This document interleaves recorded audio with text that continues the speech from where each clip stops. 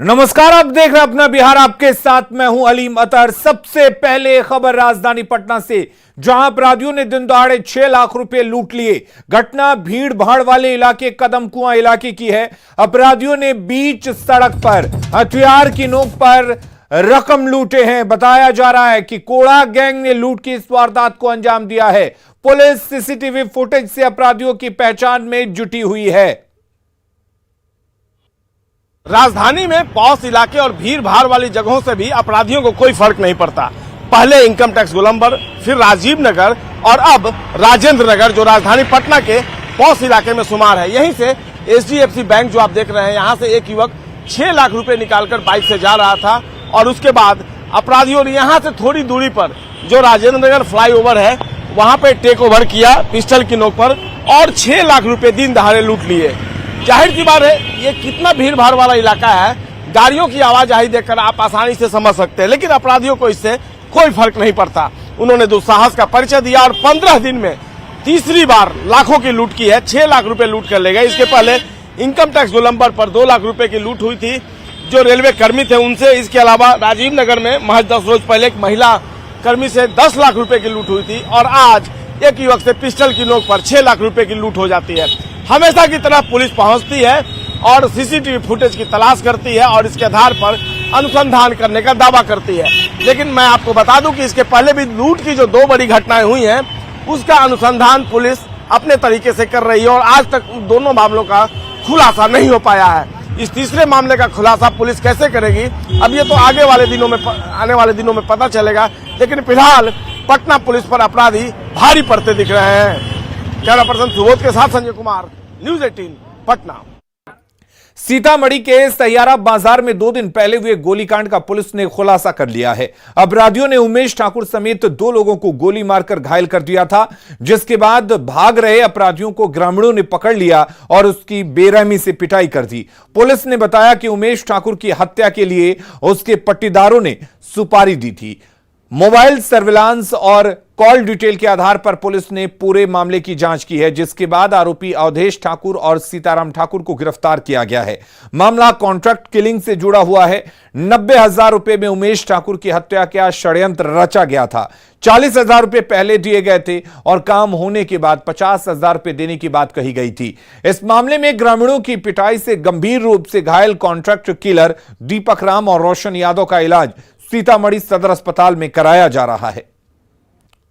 अपने गुनाह को कबूल किया है और साथ में एक पुराना मामला भी निकल के सामने आया जिसमें कि 2017 में दोनों में आपस में मारपीट भी हुई थी जमीन को लेकर के, जिसमें कि कांड भी उस समय दर्ज हुआ था सही थाना 5770, जिसमें कि उपपत्र समर्पित किया गया था। तो पूरी तरह से मामला का पटाक्षेप हुआ है इसमें और वहाँ पे स्थानीय लोगों द्वारा ही धरपकड़ के दौरान पिस्टल इत्यादि भी बरामद कर लिया था, तो पिस्टल की भी बरामदगी हुई है। छपरा में सड़क हादसे में 2 बच्चों की मौत हो गई, जबकि 2 गंभीर रूप से घायल हुए हैं। घटना रिविलगंज थाना क्षेत्र के मेथवलिया के पास की है। बच्चे सड़क किनारे खड़े थे, इसी दौरान एक कार ने उन्हें टक्कर मार दी। हादसे के बाद भड़के लोगों ने सड़क जाम कर दिया, जिससे काफी देर तक छपरा सीवान रोड पर आवाजाही बंद रही।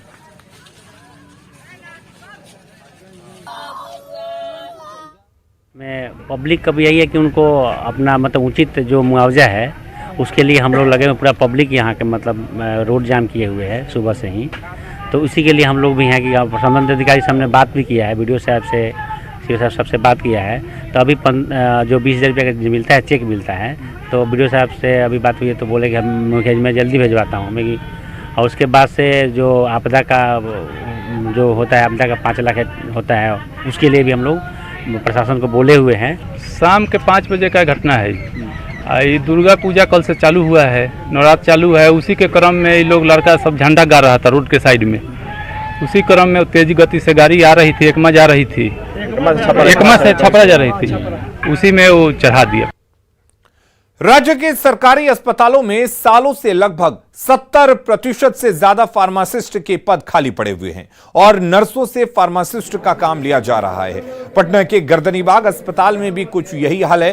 फार्मासिस्ट की कमी से जहां अस्पताल कर्मी परेशान हैं, वहीं फार्मासिस्ट का कोर्स कर रहे युवा भी नई वैकेंसी की मांग कर रहे हैं।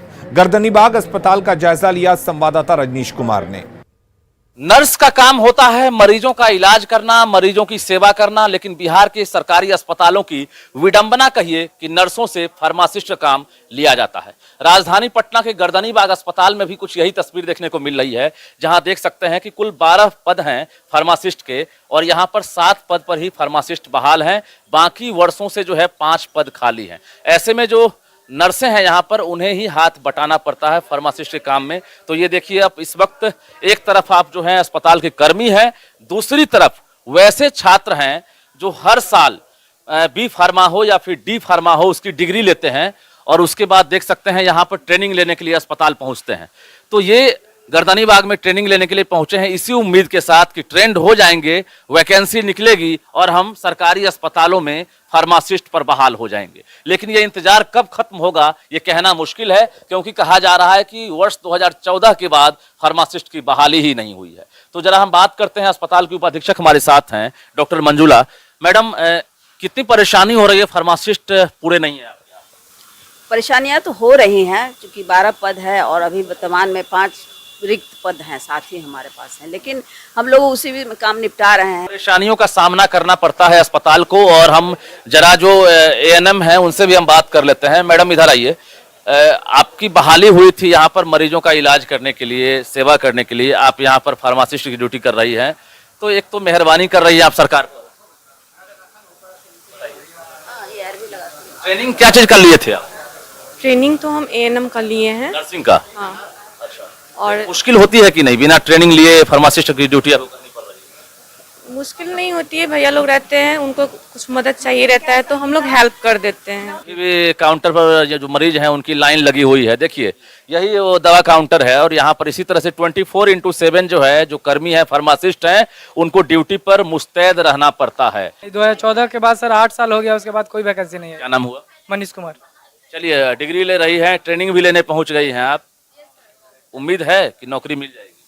अभी तक तो नहीं लग रहा था, पर इसके बाद देखते हैं, कुछ अगर अच्छा हो जाए तो बहुत अच्छा बात। बिल्कुल, जो स्टूडेंट हैं वो उम्मीद कर रहे हैं कि सरकार फार्मासिस्ट के लिए भी नौकरी का पिटारा खोलेगी, तो अस्पताल की जो कर्मी हैं या अस्पताल की जो अधिकारी हैं वो भी मान रही है कि जो खाली पद है उसको सरकार जल्द भरे। जाहिर है इंतजार करना बेहद जरूरी है कि आखिर सरकार कब तक अस्पतालों में पूरी तरह से फार्मासिस्ट बहाल कर पाती है। रजनीश कुमार, न्यूज़ 18 पटना। और बड़ी खबर का रुख कर लेते हैं। कैबिनेट की बैठक में बड़े फैसले लिए गए हैं। कुल 16 एजेंडों पर मुहर लगी है। फार्मेसी, नर्सिंग के छात्रों को तोहफा मिला है। मेडिकल छात्रों की तर्ज पर अब उन्हें भी इंटर्नशिप मिलेगी। हर महीने 1500 रुपए की छात्रवृत्ति दी जाएगी। 20 लाख नौकरी रोजगार पर बड़ा फैसला लिया गया है। कई विभागों में पदों का सृजन किया गया है। 6300 अमीन के पदों का सृजन किया गया है और साथ ही एमएलए एमएलसी को बड़ा तोहफा मिला है। 30,000 यूनिट बिजली मुफ्त अब उनको मिलेगी। तो फार्मेसी, नर्सिंग के छात्रों को एक बड़ा तोहफा, क्योंकि अब उनको मेडिकल के छात्रों के तर्ज पर इंटर्नशिप मिलेगी। इंटर्नशिप के तहत उन्हें 1500 रुपए प्रति माह छात्रवृत्ति मिलेगी। आपको बता दें, कई विभागों में रोजगार को लेकर सृजन किए गए हैं और यह कोशिश की जा रही है कि 20 लाख नौकरी या रोजगार के जो वादे सरकार की तरफ से किए गए थे उनको पूरा किया जा सके। और यही वजह है कि इसी को लेकर कई विभागों में पदों को सृजन किया गया है। 6300 अमीनों की बहाली का भी फैसला लिया गया है। बीजेपी के खिलाफ जेडीयू ने सियासी वार तेज कर दिया है। जेडीयू नेताओं और कार्यकर्ताओं ने आज पटना में सतर्कता और जन जागरूकता रैली निकाली, जिसमें बीजेपी पर जमकर हमला बोला। जेडीयू नेताओं ने कहा कि रैली के जरिए वो बिहार की जनता को बीजेपी से सतर्क कर रहे हैं। नेताओं ने बीजेपी पर सांप्रदायिक माहौल खराब करने का आरोप लगाया।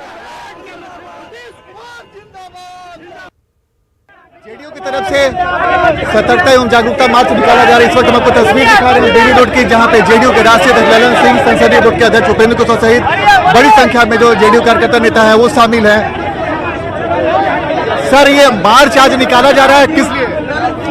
देखिए, भारतीय जनता पार्टी पूरे देश में और खास करके बिहार में धार्मिक उन्माद पैदा करना चाहती है, सांप्रदायिक सौहार्द खराब करना चाहती है और इसलिए बिहार की जनता को जागृत करने के लिए हम लोग प्रदेश के हर प्रखंड में सद्भावना यात्रा निकाल रहे हैं। आपके विरोधी आरोप लगा रहे हैं कि इस मार्च का कोई मतलब नहीं है। अरे विरोधी को तो धार्मिक उन्माद फैलाना है, तो मार्च में उनको लगता है कि जागृति हो रही है, तो उनके मंसूबों पर पानी फिर रहा है। जागरूकता का मतलब क्या है? जागरूकता और सतर्कता का मतलब क्या है? माने लोगों को जागरूक कर रहे हैं, बिहार के लोगों को जागरूक कर रहे हैं कि भारतीय जनता पार्टी के जो सांप्रदायिक सद्भाव खराब करने का जो प्रयास है उसको विफल करें। संसदीय बोर्ड के अध्यक्ष हैं उपेंद्र कुशवाहा। उपेंद्र जी, इस मार्च का मतलब क्या? देखिए, बीजेपी के साजिश के खिलाफ आम जनता सजग रहे, सतर्क रहे, क्योंकि बीजेपी के लोग पूरे देश भर में साजिश चला रहे हैं। किया तो कुछ नहीं उन लोगों ने, न नौजवानों को रोजगार दिया, न महंगाई पर नियंत्रण लगाने का कोई काम किया। वो जनता को दिग्भ्रमित करके चाहते हैं लोग वोट लेना। उनकी इसी साजिश से हम जनता को सजग करने के लिए सड़क पर निकले। पोस्टर वायरल हुआ है जिसमें श्री कृष्ण बनाया गया है ललन बाबू को और नीतीश जी को अर्जुन। देखिए, अपने अपने हिसाब से कार्यकर्ताओं की जो भावना होती है उस भावना को लोग व्यक्त कर रहे हैं। कुल मिलाजुलाकर सबका अर्थ यही है कि 2024 में भाजपा मुक्त हिंदुस्तान को, बिहार को बनाना है। महागठबंधन की तरफ से सर जुमलेबाज है, वो क्या बोलेंगे, जो जिसका काम ही है जुमला बोलना। महागठबंधन की तरफ से एक मार्च कब तक देखेंगे हम लोग? महागठबंधन की तरफ से बड़ी मार्च कब देखेंगे? अब वो होगा, तय होगा, सभी पार्टियां बैठ के तय करेंगी। संजय जी, मार्च में कितना उत्साह है?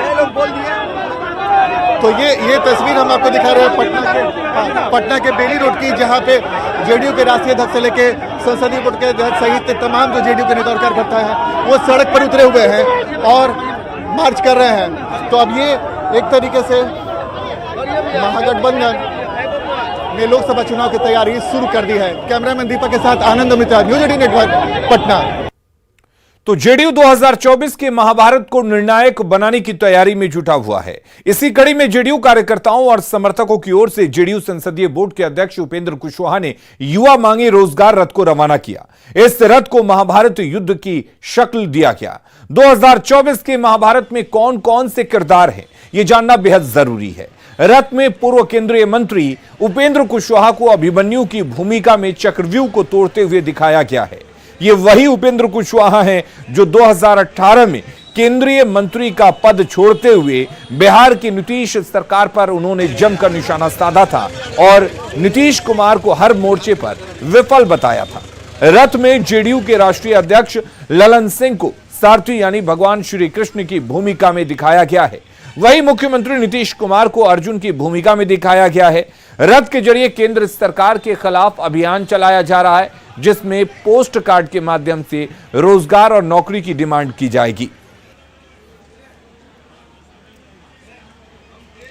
जेडीयू के पोस्टर पर वार पलटवार भी शुरू हो गया है। बीजेपी ने पोस्टर को लेकर जेडीयू पर हमला बोला है, तो जेडीयू और कांग्रेस ने पलटवार किया है। महाभारत में अर्जुन और कृष्ण अत्याचार और अनाचार के खिलाफ पांडवों के साथ खड़े थे, लेकिन यहां जिनको अर्जुन और कृष्ण दर्शाया गया है वह बिहार के साथ अन्याय अत्याचार करने वालों के साथ हैं, भ्रष्टाचारियों के साथ हैं, जो बिहार में जंगल राज लाया है वैसे लोगों के साथ खड़े हैं। और जिनको कृष्ण दर्शाया गया है वह खुद जो है से कि कभी अर्जुन के पेट से दांत निकालने की बात और ऑपरेशन करने की बात करते थे। तो स्वाभाविक रूप से जो तथाकथित चीता युग है, द्वापर युग कलयुग नहीं, कि यह बात नहीं की जाती, चीता युग में, तो चीता युग में जो चुनावी महाभारत है जो मुझे समझ में आता है, तो उसमें महाभारत की इस लड़ाई में या न्याय की लड़ाई लड़ना हो, वहाँ सारथी के रूप में माननीय ललन बाबू की भूमिका को तय किया है। तो स्वाभाविक रूप से जो दोनों माननीय मुख्यमंत्री नीतीश कुमार जी की जो भूमि का जो स्वीकार्यता और माननीय ललन बाबू की राजनीतिक कौशल, तो इसी का प्रकटीकरण है, इसके अलावा इसका और कोई निहितार्थ नहीं। देखिए, वो कार्यकर्ताओं की भावना है, जनता दल के कार्यकर्ताओं की भावना है कि नीतीश जी को अर्जुन के रूप में देखते हैं और ललन सिंह जी को कृष्ण के रूप में देखते हैं। और हमेशा ललन सिंह जी नीतीश कुमार जी के साथ सारथी के रूप में रहे भी हैं, ये प्रमाणित भी हुआ है। लेकिन एक तो है कि देश में जो बदलाव की बात कही गई है, उसके लिए नीतीश कुमार जी ने भी बिहार में एनडीए को छोड़ा और उसके वाहक बन रहे हैं कि विपक्षी एकता कैसे एक हो। तो मुझे लगता है कि जो कार्यकर्ताओं की भावना है उसको चरितार्थ कहीं ना कहीं ललन सिंह और नीतीश कुमार जी कर रहे हैं। बिहार में महागठबंधन की सरकार बनने के बाद जेडीयू के राष्ट्रीय अध्यक्ष ललन सिंह और बीजेपी सांसद सुशील मोदी के बीच वार पलटवार का दौर जारी है।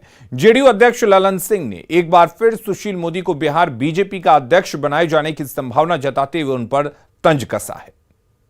सुशील मोदी कह रहे हैं कि 20 मिनट की मुलाकात हुई, बहुत कुछ नहीं हुआ, बैरंग लौटा दिया।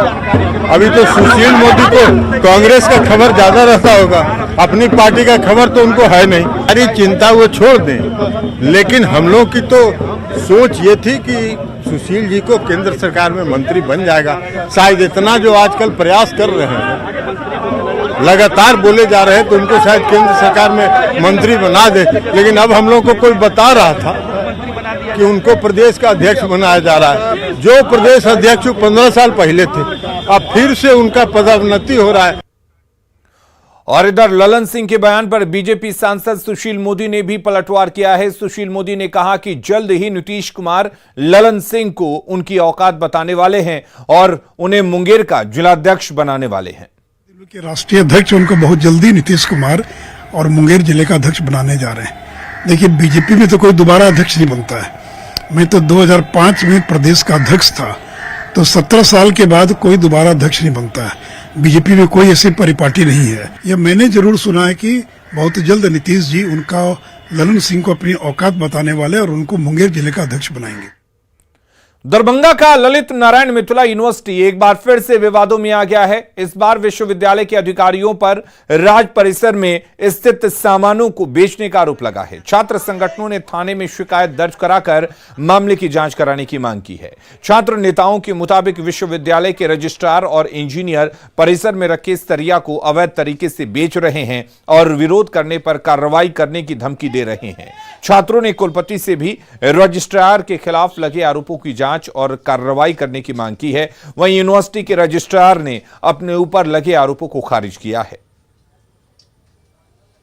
यही भ्रष्ट पदाधिकारी 2 साल का जो क्रेडिट ले रहे हैं, उन्होंने 80 लाख का लोहा चोरी करके इस यूनिवर्सिटी से बेच लिए 5/7/2022 को, जिसका शिकायत हमने यूनिवर्सिटी थाना में किया और कुलपति महोदय को भी किया। लेकिन हमारे दिए गए आवेदन पे कोई कार्रवाई नहीं हुआ और कुल सचिव महोदय से जो हम लोगों का बात हुआ, नहीं ऐसा नहीं है, वो सभी मिथ्या है, झूठ है, प्रचार है।